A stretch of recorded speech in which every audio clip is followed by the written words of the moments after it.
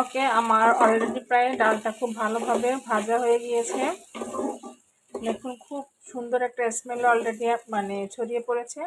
And then এখন আমি যেটা করব সেটা হচ্ছে আমি কিছুটা টমেটো কুচি অ্যাড করে দিলাম।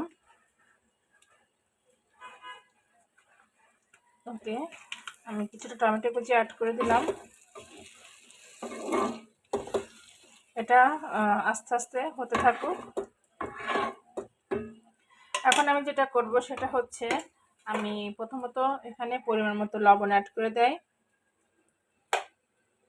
দেন হাফ চামচের মতো হলুদের গুঁড়া অ্যান্ড হাফ চামচের মতো মরিচের গুঁড়া, হাফ চামচের মতো জিরার গুঁড়া, হাফ চামচের মতো আমি ধনের গুঁড়া অ্যাড করে দিলাম।